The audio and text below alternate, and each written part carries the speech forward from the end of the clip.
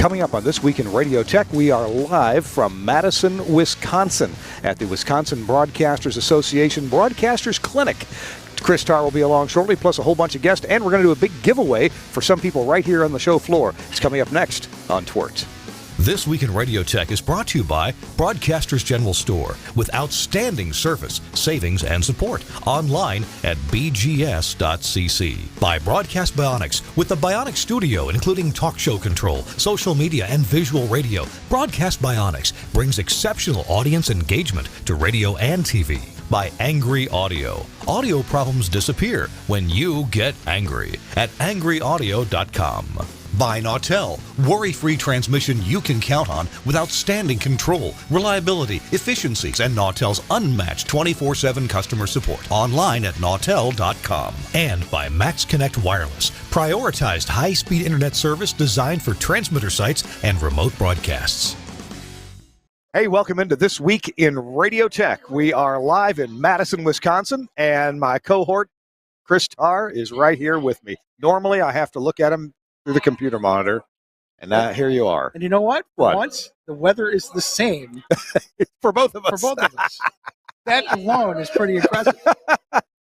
Oh, my goodness. So, Chris, tell us about where we're at. Why are we here together? We are at the Wisconsin Broadcasters Association.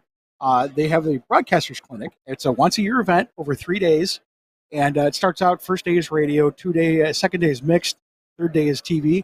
This started many years ago. I can't even go. It's 50 years ago. Really? Yes. Oh, wow. And it was actually the FM clinic. Yeah. It was actually part of Wisconsin Public Radio. Oh. Their FM engineers got together and they decided to have, from all over the place, they decided to have this convention where they did teaching and some other things like that. That eventually evolved into the Broadcasters Clinic. And it's put on by the Wisconsin Broadcasters Association. It's a little bit of a trade show, a little bit of learning. We have sessions over 3 days, technical sessions. And then, of course, you know, where we're at right now with the exhibitors.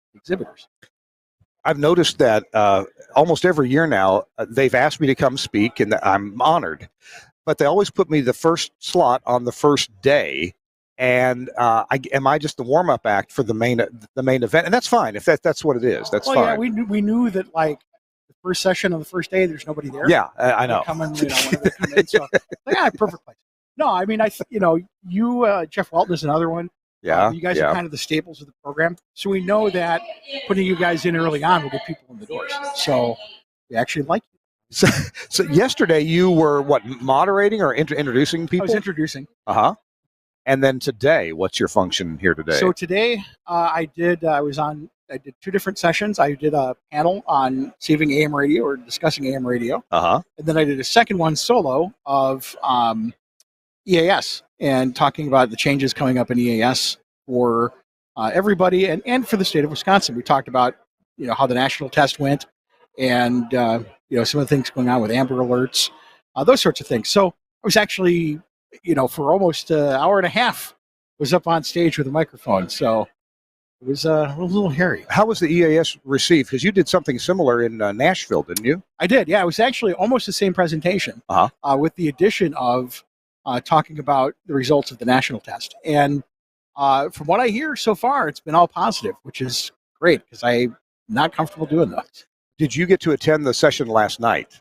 I did not. Those are always the best. Yes, and we had a group that just had to go get some dinner. Yeah, they have on Tuesday nights, they have what's called Nuts and Bolts, which is a very informal, they serve beer and brats. So this is Wisconsin. And it's really just kind of an informal. Wait, you mean that there was food here? Oh, yeah. Well, we didn't have to go anywhere for food, did we? You did not. Oh, gee. You know, you got to. I got to read the program. Get you hooked up. Yeah. Okay. I'm on the board here. I can, you know, on the committee. I can hook you up. Well, wait a minute. So I don't have an excuse, but neither do you. I know. Well, I was working. I was tired. Yeah.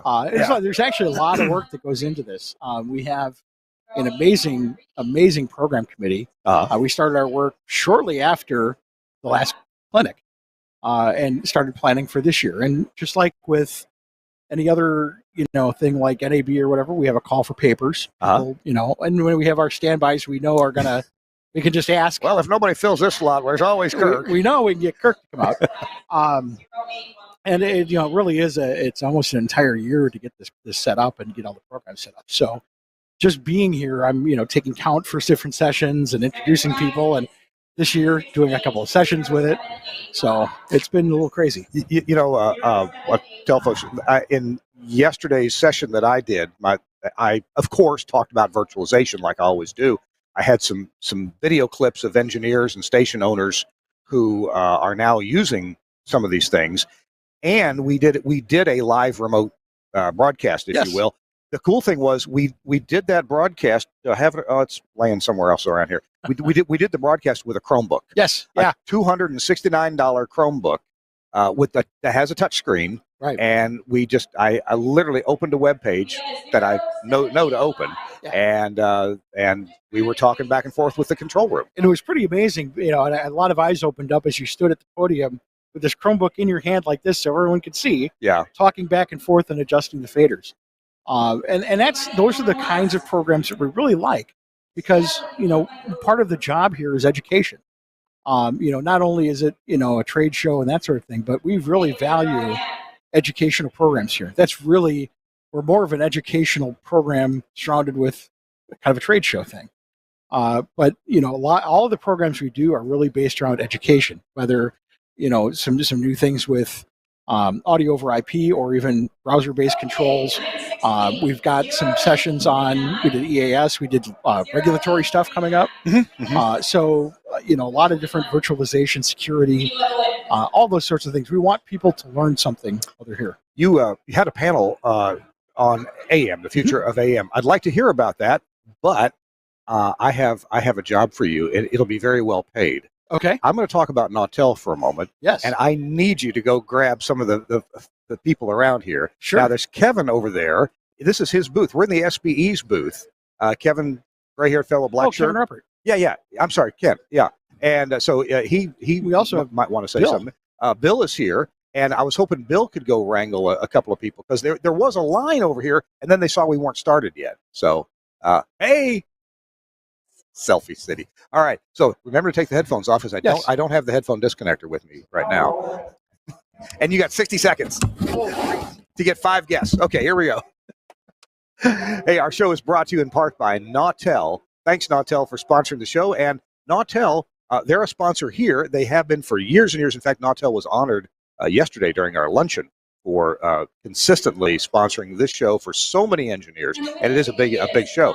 So Nautel is, of course, doing their Transmission Talk Tuesdays. They're doing 2 of them this month, October the 17th. So that's coming up in a week, less than a week. It's next week, and October 31st. Both of them were talking about transmitter site considerations like antennas and lines and combiners, inspecting these things, air handling and cooling. That's coming up October 31st. So now remember, a Nautel Transmission Talk Tuesday, it's not a webinar. It's not something that, you can sit idly by and just take in the information, but you can also raise your hand virtually and ask questions. You can even submit a question beforehand. And if you want to, Jeff Welton can turn your mic on and let you ask a question live of either Jeff or one of his expert guests. So Nautel goes to a lot of time, trouble, and money to put these Transmission Talk Tuesdays together. And as an industry, we really appreciate this, and I sure do as well. All kinds of things, from IP transmission to transmitter repairs to transmitter site considerations like what's coming up here. And it's just a really wealth of information that Nautel makes available, as well as all the other resources on their website. So go register at nautel.com/webinars and click on Transmission Talk Tuesday, and you can get yourself registered. It's really quick and easy to register. They'll send you an email the day before and an hour before, and that's all they will bother you about that. Check it out. Thanks a lot, Nautel, for sponsoring This Week in Radio Tech. Look who's here. Bill Bennett is here. You toss a headset on there, young man. And let's see if we've got you on the right. Check. 1, 2, 3, 4. Yep, there we go. That's the right one. Okay. Number 4. Good deal. So, Bill, good to see you, man. My friend, it is great to see you too. You are providing an interesting service at the presentations here. Yes. Enco has been here for several years, providing big screen TVs with some interesting information on them. tell us what Enco's doing. Right on, cool. Yeah, thank you. So we have this product that we call Encaption, right, which is an automated AI-based caption technology historically used by television broadcasters to stay compliant with FCC regulations. Yeah. But over time, we find that there have been finding many other uses for it, and one of these uses is to send captions to large video monitors, where people in a room can be watching what is being said on these caption displays in real time. So if somebody is maybe a little deaf or hard of hearing, or maybe doesn't natively speak the language that's being said, they can look at these monitors and see what's being said. And at the same time, it's also saving transcripts, which has a cool opportunity for radio broadcasters and repurposing audio. You mean all those things I said? Oh yeah, it's in writing. The dad jokes too? Oh my the gosh. Best ones are worst ones are in writing. Yeah. Okay. All right, fine. So if you pay me, I will delete them. so that's Encaption, and you've had that product for a few years, since 2006, I think. Okay. Yeah. But you're showing something, giving additional functionality at this show. What's that? So a big word I love is repurposing. Yeah. Right? And actually, a key word I use in these presentations that, like I gave yesterday, is it's just data. Once you start digitizing audio, speech, and turning into text, you can do all kinds of things with it. There's a radio station in Washington, D.C., WAMU, that use Encaption, the Caption 24/7, their radio program to their website. They have a large deaf and hard of hearing community with Gallaudet University nearby, and those folks who can't hear can't enjoy radio. And of course, that's a news station in a market where lots of big things are happening. Yeah. And if you can't hear what they're saying, it is no meaning to you. But if you can read the captions, you can read what's being said on there. It's cool. Wow, it seems like the first time I ever saw Encaption, maybe Gene Novacek is the one who showed it to me. Could well have been. And what he said, we're making possible radio for deaf people. Yes. Yeah. Yes. And this is the continuation and reality of that coming to our, right in front of us. So to translate, did you want to? So we also were showing, and we have a real-time translation engine that does a couple of dozen different languages. So we were showing German for the first sessions yesterday, doing real-time translations so you see English on top and then the German below. Earlier we were playing with Spanish and French and in Dutch and in Danish. Oh my God! So this is Dane County, right? Got to try Danish. And that's kind of neat. We'll be showing more of that too at NAB coming up. How long a list of languages do you have? I think it tops out at like 31 or something. Oh my goodness! Oh. Yeah, one you don't have, I'm sure, Pig Latin. You don't have Pig Latin. Well, yeah. Did I just say this is just data, which means we can build that? We can make anything into Pig Latin. Now, I'm sure you've already had this idea, but Sure. Next is AI 3D rendering of sign language That would be amazing. to go along with it, right? Oh wow, that would be amazing. Yeah, send me a royalty. That'd be great. Okay, you got it. Kirk, what a blast! This event is like family. It's every year. It's a favorite show, and it's family here, and it's just great to see everybody. It's great to have you on and putting on a free plug, but there is a cost. You have to go find a guest. Right on it. Okay, great. Headset off to to Linda. Awesome. Make sure you take it off. I don't have the angry audio headphone disconnectors. Chris, you want to come back in, or are you out roaming? There we go. Hi, Linda. Come on in. Come on. Come close. Come close. Come close. There we go. We can all fit together here. There you go. Oh, and we're gonna get a selfie here. Hi, everybody. Okay, cool. All right. So we're again at the Madison, Wisconsin show, the Wisconsin Broadcast Association Broadcasters Clinic, or Broadcast Engineering Clinic. Broadcasters Clinic. Broadcasters Clinic. There you go. Right. We just assume it's engineering if it's a clinic. Linda Bond, hi. Hi. Good to see you. I'm going to move this out of your face a little bit so the camera can catch Okay, great. The camera loves you, Linda. So tell me what you're doing here this year.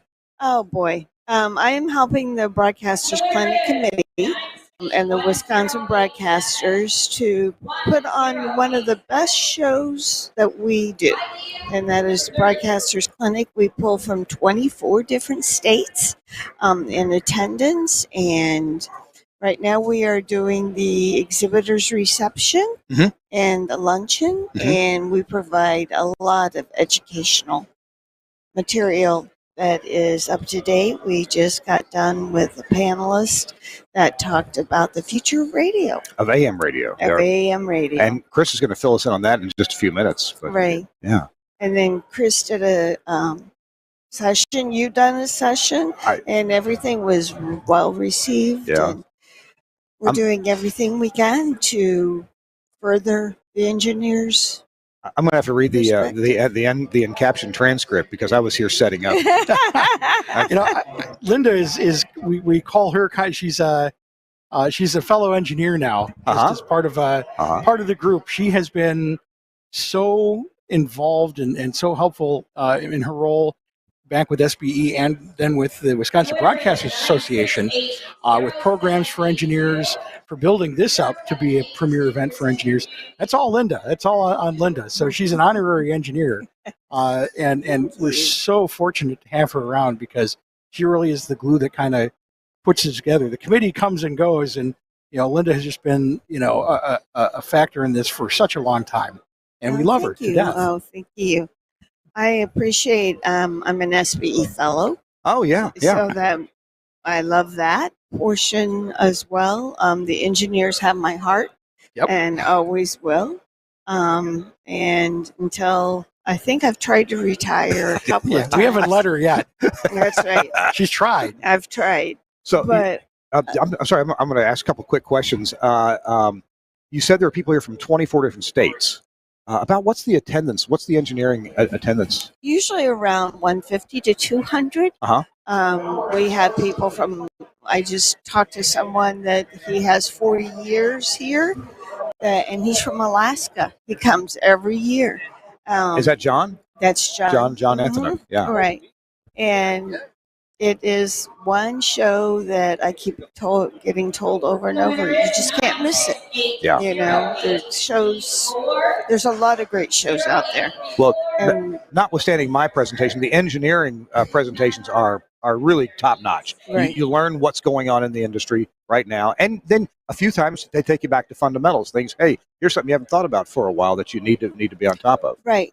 And one thing the committee always asks itself when it's doing the selection of the things is, would I send my engineer here and have him miss 2 days or 3 days of work when I really need him at the stations because he represents us?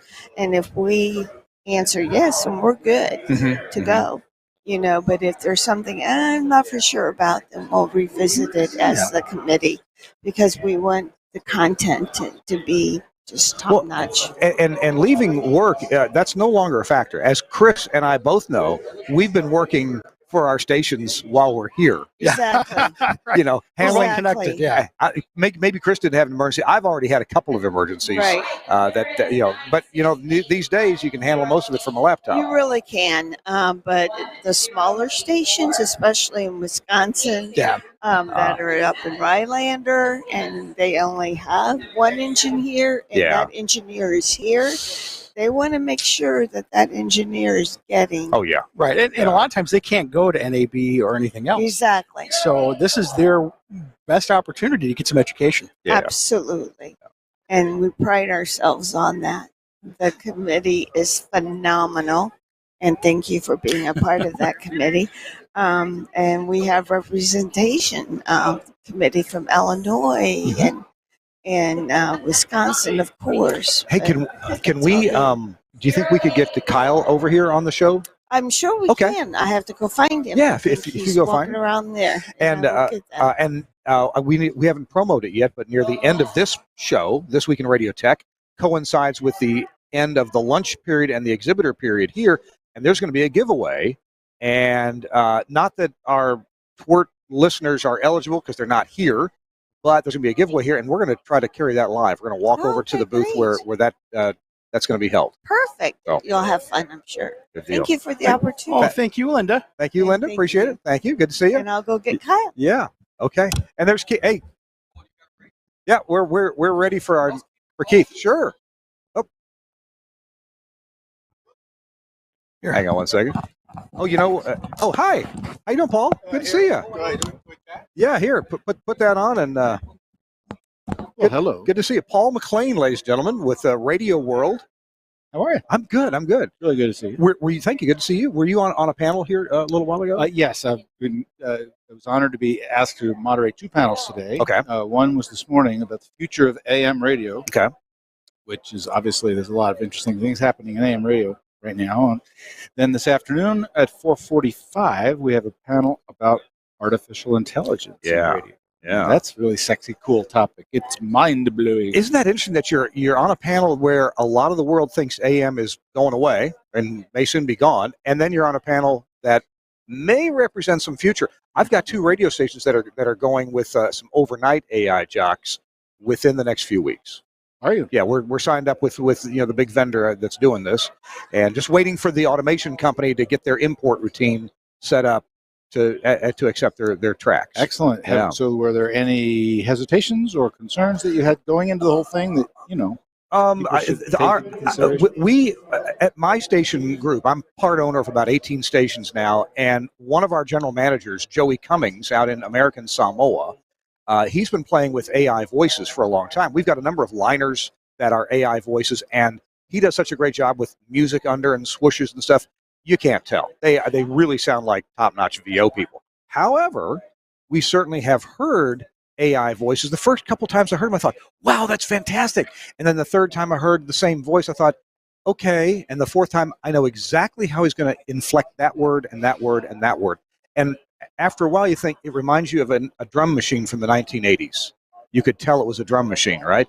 And so then this has been 5-6 years ago when some of this vocalization was beginning, and so we became a little disenamored with the idea, because after hearing it for a while, you could kind of, okay, here's how he's going to say that word, and your brain just said, this is not organic. Right. So I think that has improved an enormous amount, and maybe still has a ways to go, but I'm looking to where I can't tell that from a person. Now, that's let alone from the content part of it. So I hope you're going to be, the people at, is it Futuri? They've been working on content acquisition. Yeah, that's an important part of their chain. And as you allude to, we're putting together multiple technologies here that have been advancing at different paces over several years. And the voice synthesis part is one of the important ones, but it's not what makes it notable to us now. Yeah. It's this combination of tools that allow you to apply, sifting through massive amount of information, doing generative AI, creating scripts for those voices to voice, plugging it all together, creating social posts out of it. So it's sort of the string of those functions together. And the various organizations that I've talked to who are doing these things have their own concerns with various pieces of it. One organization will say, it's time consuming for us to make sure that it's safe. So that's one of the questions I'll ask our panelists today is how much labor do you have to put in to doing quality control, to creating the guardrails, to programming. And then others will talk about whether the voices are will be sufficiently high quality over extended periods of time. So a lot of broadcasters seem to be using them for very short bits, But these are my perceptions, and I may learn differently today. And a lot of this is changing very quickly. There's just so many ways AI can be used, and that's just the generative AI creative. There's all the other functions in the back end. I had a broadcaster who's here, an engineer who's here at the event today, tell me that his organization, Christian Broadcaster, they get a lot of emails coming in, and some of them are from people who are mentally troubled and are in trouble, like suicidal. Yeah. And so they're using AI to sift through that and identify that kind of a thing right away so that it can get action. So, that's like a back-end business function, but it's important. And what is, as editor of Radio World, what kind of articles come out of Radio World regarding an event like this one? Well, that's a good question. A lot of times the value for us will be in previewing it to make sure that people are aware of what's coming up. And there's a whole season right now. We're sort of in the middle or coming to the end of the fall season where there's a whole bunch of shows in August and September and October, and folks like yourself are just going boom, boom, boom, from one to the next. And we want to make sure that people know what's going to be there. I attend the sessions, I walk in the exhibits, and I look for story ideas, I look for themes that we should be covering, I look for people to profile. I'm always asking exhibitors themselves or engineers themselves, Are you involved in any projects that we could turn into a story or to feature in our next ebook about new studios or about trends in AOIP, these kind of things that are important themes. And so I love being able to show real world instances of recent applications. And so these shows can give me those ideas. Good deal. Good deal. Well, thanks so much, Paul, for stopping by. It's a I appreciate it. pleasure. Pleasure to see you. Thanks for all you do, and keep up the good work. I look forward to my Radio World in the mailbox in a couple of weeks or so, and there it is. Well, you guys have been an important partner, meaning Telos Alliance, to us, and I appreciate everything that they do, but yourself as well. I know how hard you work, so keep up the good work, all right? Thank you, Paul. Let's see. We've got Chris Tarr is out finding some folks. I got to do. I'm sorry. You are? Oh, I thought that wasn't until 1:20. Is it now? Oh, thanks. Oh, 1:15 in there. Gotcha. All right. Well, tell you what then. We're going to tell you what. Suncast, I need you to grab our commercial for Broadcast Bionics, a recorded commercial for Bionics, and let us do that while we get the other camera connected here. All righty? If you can do that, I know that's short notice, Suncast. We're going to go follow the grand prize giveaway in just a minute, so stand by, and now we'll see this from Broadcast Bionics. We'll be right back. Welcome to the Bionic Studio. The Bionic Studio brings all audience interaction to the fingertips of a production team in radio, TV, and podcast. Our workflow-led system is working 24/7 around the world for small broadcasters and national and international networks. Our telephony module, Bionic Talk Show, allows cost-effective centralization, remote operation, scalability, and resilience across an entire network of stations, but at the same time is used in single-studio self-op environments. Social media curation and activity is now considered a broadcast-critical part of programming. Bionic Social means the studio isn't overwhelmed with a wall of interaction from an ever-growing number of social platforms. We combine SMS, MMS, and email together with a speech-to-text service for listeners using smart speakers. We enable studio teams to curate, filter, and display all platforms in one place, and post text, images, and video content to multiple platforms in one operation.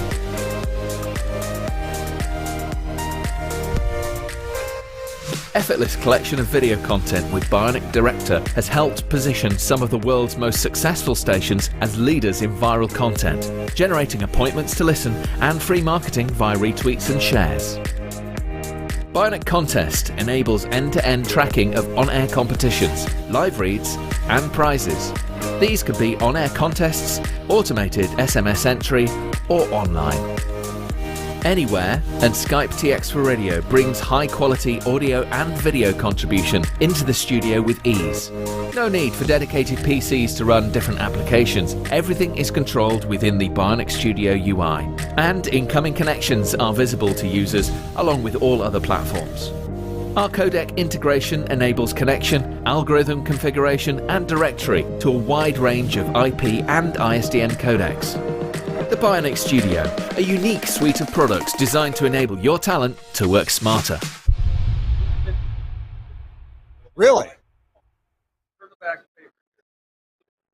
Is the ad still on? You're on. Oh, I'm on.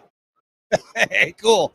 Hey, everybody, we're kind of mobile here. We're going to go over to where the grand prize giveaway is. So let's go do that. Follow me. We're going to the booth of Enco, not to be confused with Enco. Hey, he's right here. Come here. Hey, I'm Kirk. How you doing? Hi, Scott. What is Enco?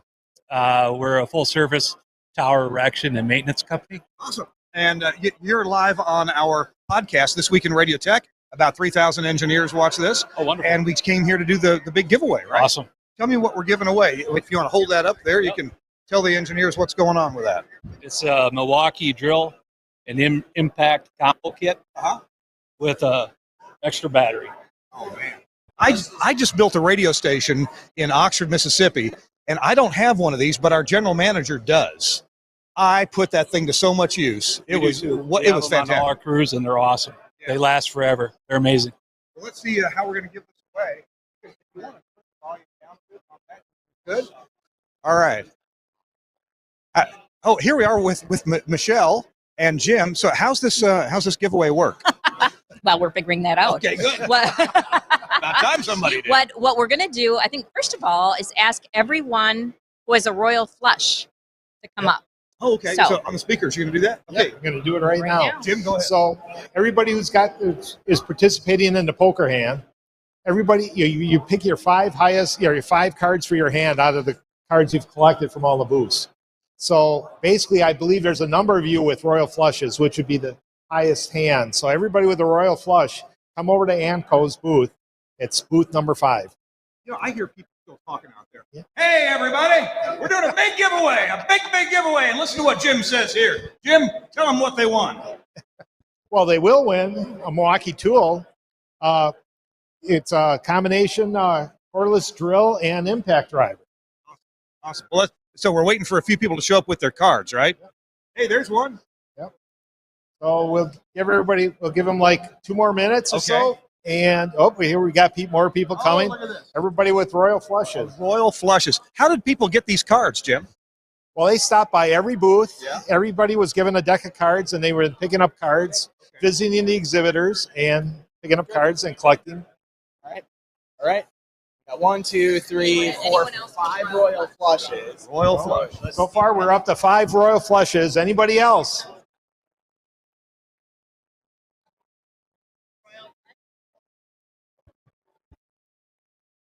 Jim, for engineers who don't get out much, what's a royal flush? I'm not sure. I'm not sure. Michelle, do you know what a royal flush is? Okay. We have a few engineers don't. Oh my goodness, that looks important. What's a royal flush? It's 5 in a row, top 5 cards. 10, Jack, Queen, King, Ace. and same Here. suit. Same suit. Yeah, it's of the same suit. Okay, well there you go. All right, that's not the only royal flush here, though, right? Got a few. Got a few. Okay. Not the only one. All righty. Okay. With the diamonds. Wow. The Joker doesn't is count. wild. We were told. Joker is wild. The Jokers are not wild. Uh-oh. Good try, though, Bob. Leave it to Bob.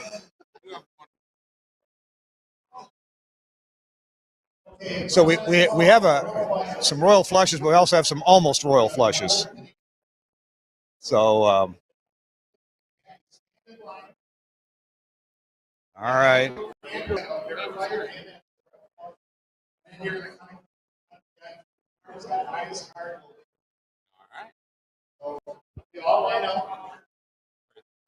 up in a row. Should we do line up in a row next? All right. Let's go over here to where the action is. All right. I'll take your hand. Go ahead, cut the deck and take a card. All right. 6 of hearts. 6 of hearts. First card draw. Cut the deck, take a card. 4 of diamonds. So 6 All right. of hearts. Here's James Nelson. Cut the deck, take a card. And a win. Oh, yeah. 6 of diamonds. 6 of diamonds. All right. Okay.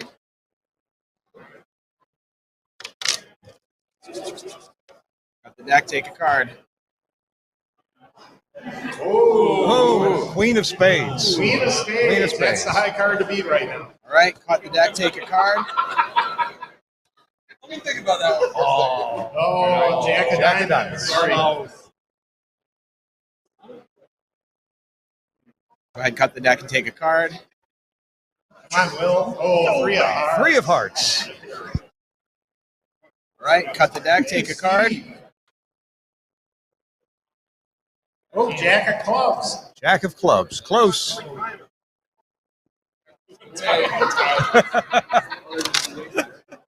ahead, cut it and take a card. 8 of Yeah, diamonds. take it. 8 of diamonds. And finally, Richard. Got your hand? Huh? You got Cards. your- Oh, you got it right there? All right, let me see your royal flush. Oh, I don't have that. Oh, gotta hold okay. that? Yeah. This is just people who got royal flushes. All right. Anyone else with a royal flush? All right. Okay, whoever's got the high card then. Oh, my goodness. Peter Allen. Congratulations. Thank you. So, you guys, this is the first time we've done this. Yeah, Yeah. it was.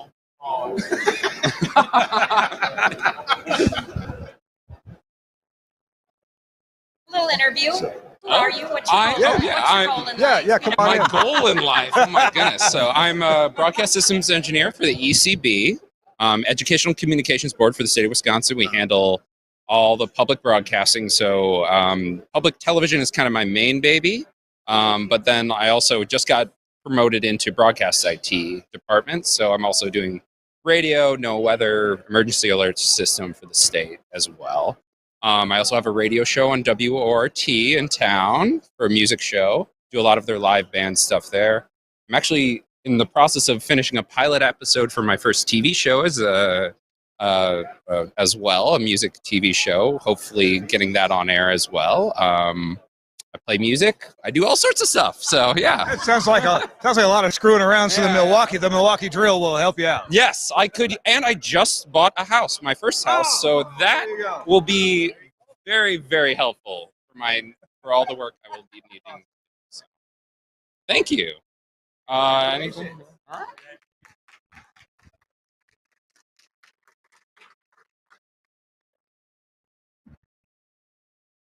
Kyle Giesler is taking their picture right now, and I want to get Kyle over here to chat with us for this minute. Congratulations, Peter. Yeah, a little. Hey, It worked, though. so would you mind if we talk to you for a second, Kyle? Sure. Uh-oh, lights are going out. Uh-oh. Generator Not done power. Okay. Oh, Oh, look at that. Kirk turned the lights out. Okay. Ah, Did you hit the on off? there we go. Okay. Who knew? Engineer. Who knew? Figured it out. Who's this real quick? Andrew Kennedy. Hi, Andrew. Hi. So you were the official here. Yeah, I'm apparently the most experienced poker player on the board. So, Well, I also came here to talk to Kyle. So, all right. Kyle, what's been your job in putting this whole Wisconsin clinic together? Well, the Broadcasters Clinic Committee is the one who sets everything up for this event. They decide who the speakers are going to be, what the events are going to be, what we do with the exhibitors. I'm here to carry out their vision. Okay. Yeah. So tell me about what you think this year's been in terms of turnout, interest, what people have learned, enthusiasm compared to past years. Has it been a good show? We've had a strong show since the pandemic ended, and we've really continued at that level at this where we are right now. We had a lot of great interest this year in the speakers that we had, and we had a great lineup. And I've heard lots of positive feedback already from the attendees about the sessions that we've had so far. Of course, we have many more to go. Yeah. But great feedback. Very happy. The way you guys do this, Tuesday tends to focus on radio issues. Wednesday, a bit of each, and legal issues maybe? Yeah, so Wednesday is mostly issues that apply to all broadcasters. Yeah. So they can be TV, they can be radio, but they tend to be topics that are relevant to whoever you might be in broadcasting. And then Thursday, tomorrow, the final day, is more TV focused. Exactly, precisely. Yep. Kyle, thank you very much. I really appreciate your hard work and Michelle's hard work putting this whole thing together. All right, tell you what, we're going to take another break. We're going to hear from Gary Morrill with about Max Connect's wireless offerings, about how to get high-speed data and get it reliably with almost no packet loss, static IP address, all that stuff. Gary Morrill is going to tell you about why he loves it. We'll be right back. I'm Gary Morrill, Midwest Regional Director of Engineering for Alpha Media. When I first spoke with Josh Bone about Max Connect, he told me they'd work great for remote transmitter sites where connectivity was a challenge. And he's absolutely right. We even have sites where we're using this as a backup to our STL using Max Connect's dual carrier option, and it works perfectly. We also have times where we need to be able to get out to a venue where it's kind of challenging because everybody and his brother is trying to stream video at the same time, like at a big sporting event. And you know what? Our data gets through every time because it's prioritized packet data. It works for us. It'll work for you. Max Connect. Check it out. Hey, we're back. All right. Hey, I'm just back to adjusting the controls so we can hear what we're doing here. And we get to turn a couple more things up here. All right, there we go. So here we are. The fun of producing a live show, kind of by yourself at this end with the Suncast running the controls. Hey, Bill, I'll tell you what. You can, if you want to, take this camera around And if you want to just walk the floor, that would be awesome if you want to do that. Okay. And if I can't see the preview. Oh wait, actually we could. Suncast could double box this, and we could see you walking around. And is your audio active on this? Suncast, do you have audio from that iPhone? Yeah, I think you. Yeah, okay. So tell you what, you're the roving reporter. Just go show us what's going on here. Bill Bennett, he's awesome. I really appreciate all of his help. I don't know where Chris Tarr got off to. My goodness. Hey, so when engineers all get together here and look at we see presentations on the issues of the day. That's a really, really helpful thing. More than helpful. I mean, it's essential that engineers continue to educate themselves on what's going on. I was just looking here at this morning. Let me scroll to it here. They already had that future of AM radio, and if we can get Chris Tarr back over here. Hey, Dan. Hey, if you see Chris Tarr, send him back over here. Thanks. He's hard to miss. There he is. Well, good. I couldn't see you. You were behind the lights. Chris, I really want to. Oh, and Bill Bennett is off walking around. There we go. First time with headphones, everybody? Yeah, well, they're new to me. We're going to get together on one half of the box, so we'll kind of cozy up here. Oh, let's see. You're going the wrong way. Well, where's me? Oh, okay. Let's dance. I do that a lot. Well, in the left pane, you can see Bill Bennett walking around, and Suncast, if the frame rate just gets too bad there, then I can probably drop it. I want to ask you about the future of AM. Yes, the future of AM. Here, let me fix your hair. Yeah, thank you. Future of AM panel this morning. What got discussed and what got settled, if anything? Well, I don't know that we settled anything. It was David Layer, Paul McLean, and David Oxenford. Yeah. And myself. And really, it was discussing some of the proposed rules for automakers to include AM radio in their cars. Yeah. It started out kind of as a policy debate, and then I got off tangent a little bit, which actually kind of worked out. I used the phrase stepping on rakes. As broadcasters, that's what we're doing with AM. That sure brings a visual to mind. It's like, we can't get out of our own way. Yeah. Part of the reason that AM, we're having to fight to keep AM in the cars, because the regulatory stuff is, EAS and emergency alerting, which, it's all good. But, if I use the phrase, everybody sits around and says, oh, it's just the AM. Everybody at the station. Oh, is there silence? Oh, it's just the AM. Don't worry about it. You're off the air. It's just the AM. Don't worry about it. And that seems to be a prevailing attitude. And then I used the story about an AM that we had in La Crosse, that when I bought it, it was like a mishmash of satellite talk programming. I had an MW1 transmitter that barely worked, old processing that had a buzz in it. It had an old PCL 505 STL on it. It was just a mess. Sure. I replaced everything. Transmitter, processing, STL, everything. We put a music format on it. And within one book, it showed up in the ratings. Oh. And so, it proves that if you pay attention to the quality of the work and the quality of the programming, AM is still absolutely viable. There's a lot of markets where AM is still in the top 10, top 5. So the problem is, though, is a lot of times we just look at the AM as being something, a throwaway.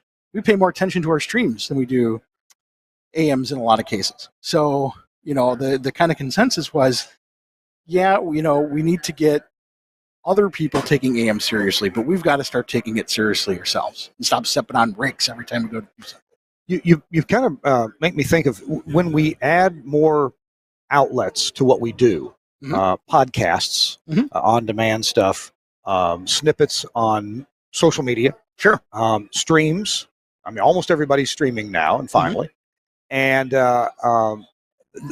you don't have to drop something or forget something else or deprecate something just because the new shiny toy is available, and yet that's kind of the natural thing to do. It is. We're focused on streams now, so we're not going to focus. We're not going to remember our AM. And you could do both, and that's the thing is people forget.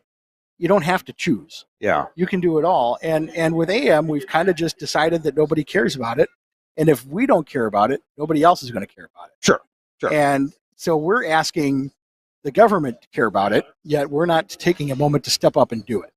So, that was really kind of what I was pushing today was, we have to step up and care, and we have to step up and show the world that it's important to us, and then it'll become important to everybody else. I also mentioned how, AM revitalization has been more of an AM owner revitalization than an AM band revitalization. Interesting. Yeah. We have a case in the state here where we had a 25 kilowatt AM drop 2 of its towers and go to 250 watts because they had to translate it. So how does that help? Yeah. It certainly helps the owner, make a viable business, which is important. I'm not taking that away at all. Sure. But here we're saying, well, AM is important in an emergency. AM is important because everybody can receive it. AM is this and that. Oh, and by the way, I'm dropping my power to 10%, and because I don't care, I've got this FM translator now. Mm-hmm. So that again goes back to we as an industry need to take that more serious. Wow, it's tough for owners now. And speaking of a station that had to decide, do we maintain our 3-tower array or do we go to a single tower? One of my stations did that. Yep. And it's understandable. It didn't hurt us during the day, but at night we're 53 watts. Right. Whereas we used to be, I forget how much, but we used to be higher power at night. Although we now have a translator on it as well. So it's tough, and we can't even find we can't find somebody to cut the grass. Right. Literally, we offer money, and people say they'll show up, and they don't show up. Yeah. We give them. We offer them their asking price. We're not setting the price. How much do you want to cut these 7 acres? Right. Well, that's those are all realities, and unfortunately, with AM revitalization, we didn't really look at any of that. We looked at the Band-Aid. Yeah. We didn't look at how does local regulation affect tower siting? How does natural disasters in multiple towers? Is there a way we can make it easier to light multiple towers to save money? Things like that really should have been part of this weren't. And so it's not to say that this was all bad, because it's not. But again, it's kind of like if we want to save AM radio, we have to start with ourselves. Yeah. Yeah. And start with us working up rather than up down. It's interesting that the few stations in the country where all they have is an AM, right? Of course, 100% of their focus goes to that. Okay, maybe they're streaming too, but that's what they have is their AM, and you find a lot of enthusiasm for that AM, whether it's they put on high school sports or the school lunch menu report, or remember we used to do the hospital report? Oh yeah. The obituaries, the obituary, Tradio. Oh yeah, yeah, and those obviously they have a vested interest in it working, and it's also proof that it can if you focus on it. And then there's a lot of these where you've got 5 FMs and an AM. Yeah. What are you going to pay attention to? Yeah. And we need to start realizing that those stations are viable. And the only reason why they're not at this point is because we treat them as if they're not. Gotcha. Yeah. It's you're going to get out of it what you put into it. Sometimes I feel like I'm such the canary in the coal mine with my stations, because oftentimes, the way I feel about my stations is either indicative of the way the industry feels, or it's I'm not saying it's a leading or lagging indicator. I'm just kind of right in there with everybody else. Sure. One of our AMs though is a little black gospel station. Mm-hmm. We got an FM for it, and so we're on FM2, which is nice. But that little AM station in Indianola, Mississippi, has an enormous listenership. Yeah. We can't use it for sales, but Nielsen does say it's the number. And I realize it's just once a year survey, but it's the most popular station in that county. Right. So AMs can certainly be viable. You want to hit your listeners with what interests them. Well, you want to also use a lot of times people don't think you use the FM to drive to the AM as well, because these translators, some of them don't have very good signals. The AM signals are much better. Yeah. And really, that was also part of what translator was supposed to help you do, was have people discover the AM frequency. Use the FM to promote listening on the AM, and that really hasn't happened either. But neither here nor there. I just think that it's a hard sell to say, well, we need to regulate manufacturers into putting these radios in cars if we don't care. Yeah. And so we need to prove to them, we need to put our skin in the game and say we're gonna work to make this happen. but we need your help. And then we can talk about really revitalizing. We got a couple more things to talk about, but I want you, if you don't mind, to chat about this USB analog audio gizmo. Oh, this thing is fantastic. And I'll let you take full center stage there because, in fact, I need to go grab somebody and I'll be right back. All right, you go grab somebody. He was here and he left. So all right. Well, I am going to talk about the Angry Audio USB analog audio gizmo. So if you have a studio or production studio, even like a hobby studio, and you're trying to run your computer into your mixer, a lot of times what you'll do is you'll just take the little mini jack, you'll plug it into the sound card, and you'll plug it into your mixer. Well, what happens? A lot of times you get a whine, and what that is that's the clock frequency of the CPU getting into the audio, creating that whine. Or you'll get a buzz because of lack of isolation, all those sorts of things. How do you prevent that? Well, you can get a sound card, you can get a transformer, or you can get one of these gizmos, which are fantastic. It's basically, you plug this into the USB jack on your computer, and you've got audio in and audio out in these nice Studio Hub connectors. And what that allows you to do is give you really, really high quality audio. The AD conversion happens in the box. It doesn't happen in the computer. So by the time the audio hits your computer, it's clean. It's been through a transformer. All of the noise is taken out of it, and it just works. And it looks like an audio card to your computer. So you can use it for, again, broadcasting. You can use it for streaming if you're into that. Maybe you have a home studio that you want to do production in. This is the gizmo, and you can see where it says stop the whining. And what that whining is, like I mentioned, the whining is the clock frequency of the CPU getting into the audio. You can stop that with this gizmo by having that isolation. So get it today. You can contact your favorite broadcast dealer for more information on these. You can check them out online, angryaudio.com. When these problems come up, you say you get solved when you get angry. One thing I like about that, other than the extremely clean audio, it comes with the cables. Yes. It comes with the adapters. And here's the thing. Look at that. And boom, you're done. Even the USB and both the male and the female XLRs. So you don't have to buy extra stuff. It comes with it. Yep. You're all set to go right out of the box. Ready to play. Yeah. Thank you, Chris. You're welcome. Awesome. All righty. And hey, Chris, next I've got Martin Reyes is here. Hola, ¿cómo está? Hey, how's it going? ¿Cómo estás, Kurt? Muy bien, muy bien. Bien, bien. Un placer. Bien, bien, gracias. Yeah, okay. ¿Cómo está tu esposa? Yeah, man, it's too fast, man. Too fast. I'm still learning. I've been saying some things to my wife that she doesn't like too much. Maybe tell me where I'm going wrong. This is Martin Reyes. See, we can move which way? That way? Yeah, we can move this way. Okay, good. That's why I'm in the middle of the camera. There you go. So, and Martin works with Broadcasters General Store. And you obviously you speak English, but if you engineers have customers or you need you yourself speak Spanish, there you go. Martin is there. Yeah, si hablas español, you speak Spanish, I'll do my best to assist you. So you know Spanglish. I speak Spanglish. You've met my wife, yes. Carmen, and I've been trying to learn Spanish for her. I learned the most important phrase is "Lo siento, cariño, es mi culpa." Right? And your wife is very smart for teaching you how to say that. I learned it myself. My wife is. I know Spanish, and I can't even say that to my wife. What did I just say? I'm sorry. Uh-huh. You are right. You're right. Yes, it's my fault. Yeah, it's my fault. Now, but there's another phrase I've been saying to her that she doesn't like so much. And what's that? Cariño, tú eres mi reina del pantano sucio. And she doesn't like that. Why not? Well, tell me. No, tell me what I said. You tell me what you think you said. I think I'm saying, sweetheart, you are the queen of my dirty swamp, or you're my dirty swamp queen. Right. And she doesn't like that. I'm going to try that with my wife tonight. See what she tells me. Well, I have an excuse. I can feign, I didn't know what I was saying, sweetheart. I'm sorry. Now, let me ask you this. Yeah. You're learning Spanish. Yeah. Are you picking up naughty words a lot quicker? I'm trying not to pay attention to those. Okay. Yeah. Because somehow non-speaking Spanish people learn that quick. Well, it's fun. It's fun to learn naughty words. I try to take clean words and put them together in ways that are undesirable. Like, tú eres mi reina del pantano sucio. You're my dirty swamp queen, or queen of the dirty swamp. Okay. Okay. Yes. Talk to me a little bit about what is popular at BGS? What do you guys tend to be? What are engineers buying these days? What's on their mind? What kind of Altus right now. Altus consoles?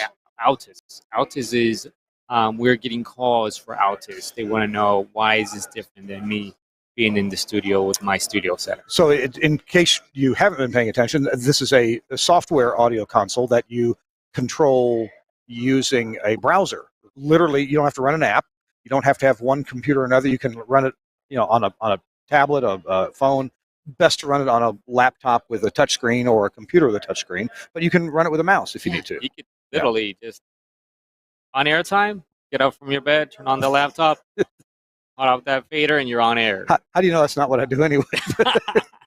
Or if something happens, long trip, hey, long dinner, and all of a sudden you got Altus in your bathroom and nobody knows. So there is interest in virtualizing, and are people looking at that because of convenience, or maybe they think it's cheaper? What do they?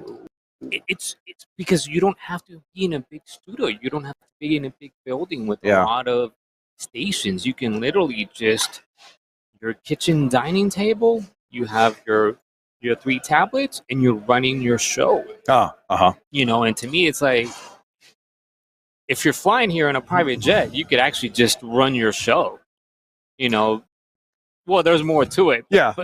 But the reality of that is just like, you mean to tell me I don't have to spend all this for a studio setup? Right. I could just a lot of people look at any of these software or these browser controlled broadcast functions, and they imagine that the mixing is going on there in the laptop, and it's not. So the bandwidth required to the device, to your laptop, to your computer home, the bandwidth is I'm not saying it's extremely minimal. You typically, there's audio going back and forth for monitoring and for your contribution audio. And this is Opus audio. It's WebRTC. So it can be 32, 64, 128 kilobits per second. I think there's an option for 320 kilobits. So you need to have an internet connection that would at least support a phone call or a Zoom meeting or Google Meet. You need to have at least a modicum of bandwidth, but it doesn't have to be multiple megabytes of bandwidth. You're not actually moving Livewire or Dante or anything like that over your internet connection. Yeah, and I'm coming from analog, and doing the transition to this, I'm thinking about the Hispanic market. That there's a lot of people, engineers, that don't know that this is there.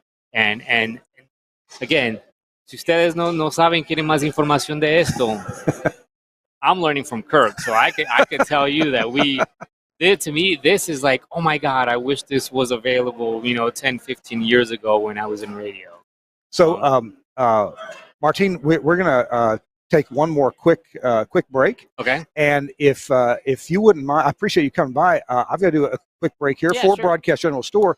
But if you wouldn't mind, if you would go grab one of your colleagues or somebody along the way and shoot them over here, we'll get a final word from somebody. Okay. Jim Armstrong, Paul Kriegler, anybody around there. All right, okay? will do. Thanks so much, Thank man. you, Kirk. Appreciate it. Hey, and our show is brought to you in part by Broadcasters General Store. And one of the lines that they carry, and I appreciate Martine talking about the Axia Altus, but they also carry the Broadcast Tools product line. And if you ever use Broadcast Tools, and I have for close to 30 years, I suppose, from back in the early days of their satellite switchers. Well, now they have the Audio Sentinel Web RJ. What that is, that's a Broadcast Tools next generation web-enabled 2-channel stereo silence and phase monitor. It has an integrated, transparent 2x1 switcher. So if something goes wrong, your silence sensor can make the switch for you right there. That's pretty cool. It's designed to monitor 2 analog audio sources, one primary and a backup source. And when silence is detected on the primary input, it can automatically switch to the backup input with mechanical latched relays. So even if the power dies, it will keep going. Hey, Jim just showed up. Jim, I'm doing an ad for BGS. Okay. And we're talking about the Broadcast Tools Audio Sentinel Web RJ. Okay. You've dealt with silent sensors for a long time. And then you've also dealt with a switcher that could switch, from one audio source to another, maybe to put you back on the air if your main died. The Audio Sentinel Web RJ is pretty cool because it's both in one. It has a silent sensor, but it has 2 inputs and 1 output. so it will switch for you when it just when it. So That's neat. You don't have to put the logic together or go hit a button yourself or tell the disc jockey to go push a button. It automatically monitors and does the switch for you. Is that too loud or too soft? It was a little loud. Okay, I'll turn it down right here for you. How about that? All right, good deal. Yeah, it was a little loud. What? Well, I just didn't want to swallow the mic there. There you go. Popping the peas. And it's also accessible by an internet connection, so you can browse right into it in order to check out how it's doing. You can set some of the parameters for it. If power is lost, no problem. You don't go off the air. It simply stays with the last selected channel. As I said, it's a mechanical latched relay that keeps it on whatever it was on last. Power comes back on, it stays the same. Unless audio's gone away, then it switches to the other one. It has pluggable screw terminal blocks and an RJ45 jack for audio. It's fully RFI proof. It's really an awesome little box. It's a real convenience, especially for stations that maybe you haven't gone the whole audio over IP route. You still have some analog wiring in your station. This one device will handle a problem that has plagued a lot of radio stations. Your main audio goes away. You want to switch to backup audio. This monitors and switches both in the same box.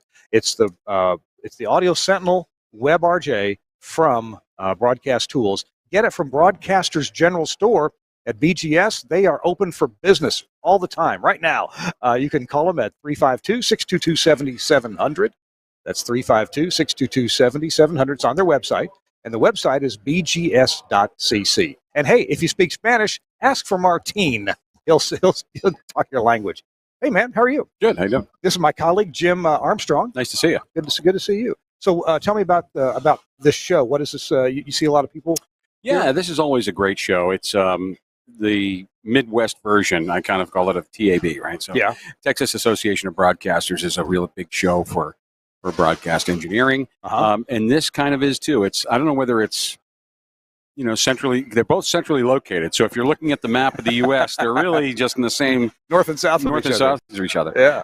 But it's a great event. I always love coming up here to Wisconsin and seeing folks and getting out there, because you see a lot of people you don't normally see at the bigger shows. Or if I come to town, I might not see some of these people. They specifically say. So it's nice to see them and get together and just kind of, get to know what they're up to and show them new stuff. Linda Bond was on a little while ago, and she mentioned that plenty of engineers here don't get funding to go to NAB. No, so this is their show. If you think about it, back to the early days when CBS radio kind of stopped sending guys to NAB. Mm-hmm. That was a big doing for us, because we sat there and said, well, geez, oh no, what are we going to do? Are these engineers are not coming? Some of them come in their own dime, and some don't. Yeah. And you get the bigger guys. Here, a smaller show like this, you're going to get those guys. And that's really what we want to do, is we want to reach as many people as possible. So the WBA is a great organization, and they do a lot of work. This is not just thrown together, right? Linda Bond and her team go through a lot to make this all happen. So yeah. It's a great event. Yeah, we got to talk to Kyle Giesler and Linda Bond. Hey, this afternoon they got a couple sessions. I don't know if you're packing up and leaving, but I'm going to be here for this the future of AI in radio. That'll be a little interesting. Yeah. I don't know, man. As a former on-air guy, I know. Well, speaking of former on-air, we're going to back away from the camera. So, Jim, look back over here. I have destroyed more of these against a wall. What now? For those who don't know, what are these? These are cartridges. Yeah. 8-track tapes. No, not quite, but similar in technology. So it's an endless loop of tape. Yep. This one actually is empty, but it was at one point in life a 70-second cart. And if you want to know how much tape that takes, it's 44 feet of tape. You know how I know that? Because it says that right there on the back. Yeah. And what's your? I've got a 70 second. Oh, 43.8 feet.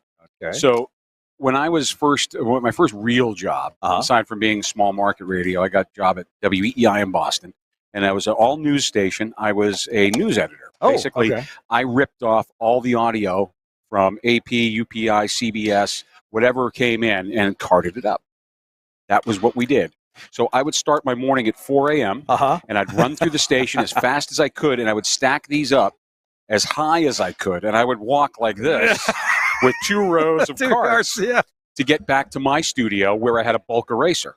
And then you had your bulk, which was a belt. Oh, yours was a belt style. Yeah, belt style. So I would sat there, and I had a routine where I would drop it, and boom, boom, and you'd lay just. It was almost like Lucy. Yeah. Lucy Ball, Lucy Arnaz, Lucille Ball, when they're doing the candy bit. And it was, if you got met, somebody distracted you for a second, it was a mess of carts. It's like the pizza oven at Sam's Club, except it's a lot faster. Yeah, exactly. Hey, exactly. Tell you what, remember you're tethered. There's a little, that tiny reel-to-reel tape recorder back there. I'll hold your headphones for a sec. Would you grab it? One more thing to show you. This is so cool. We appreciate SBE for letting us use their booth here. This is awesome. Here, put that back on. And now check out this little reel-to-reel tape machine. All right. It's an Iowa brand. And Jim, press the play button right there. Look at that. It runs. Oh, man. Now, when you see this running, what do you think of? I think of all those movies that they had some secret recorder device hidden somewhere that wasn't a standard cassette deck. It's like a spy movie. To me, that looks like a spy device. What? Now, but there was a show on every week that had that. Mission Impossible? Yes, Mission Impossible. And so you think of that dun dun dun dun dun dun dun, and your mission, Jim, should you decide to accept it, blah blah blah blah blah. This tape will what? Self-destruct in 30 seconds. I thought it was 5 seconds. 5 seconds. Whatever. And smoke would come out. Yeah. So the story goes. Yeah. I'm going to go back to childhood. So I was born in 65. So that show was 66, 67-ish. I was old enough that I would be in my crib, and the audio, the soundtrack would start, dun dun, and I would be standing there, and I would get out of the crib. My parents tell me to go in there just to listen to that song, and they'd have to pick me up and put me back in bed. So, Mission Impossible, Lalo Schifrin, exactly, Lalo Schifrin, and that song was one of the first people ever heard that was written in 5/4 time. Now, also Dave Brubeck's song "Take 5" is 5/4 time, but that theme song right there, I was told, I'm not a musician myself, but it's also in 5/4 time. Isn't that cool? That's very cool. All right. Yeah, it looks very spy-like, doesn't it? Government secret. Well, now it's kind of big, but it is cool, and all the memories that brings back. Jim, thank you so much, man. Sorry, I got to go tear down. And then I got to head back to Cleveland. So, could Kenneth come say howdy for 1 second? We want to thank him on air. Thank you, Jim. Appreciate it. Kevin Rupert, how are you? Oh, I'm fine. Yeah, good. You having a good show here? Are you too tall for my camera? Okay, all right. Well, I've been thanking SBE for letting us use your booth. Tell me a little bit about is this national or local chapter? Well, it's statewide, basically. Statewide, okay. I represent Chapter 24 here in Madison because we're the local chapter. We kind of take care of the booth at the Broadcasters Clinic, and the clinic is nice enough to let us have this booth here. And basically, we just bring some stuff to try to get people, when they walk by, to say hi and have something to look at and talk about. We sure did. Yeah, we played that thing. It actually does run. Yep. So it was like, good morning, Mr. Phelps, when you see the thing running. And we over the years, we collected a lot of NAB carts. One of them, the 31-minute cart back there, is actually something we used at our campus radio station when I was a student here at the UW. So it has a long history. So we just brought the stuff out here to have something to see. And when people pass by, they say, oh, I remember that. Or, whoa, that was a real headache, that kind of thing. So we remember the history of tape. I wish we ought to do a whole show on this sometime, but we're out of time right now. Kevin, thank you so much for letting us be here in your booth and giving us some electricity. I want to thank the hotel and Wisconsin Broadcasters for the great Wi-Fi and the great hospitality. We got to go. We're going to have a great show for you again next week, so hope you'll be with us. I'm Kirk Harnack, and for Chris Tarr, we'll see you next week on This Week in Radio Tech.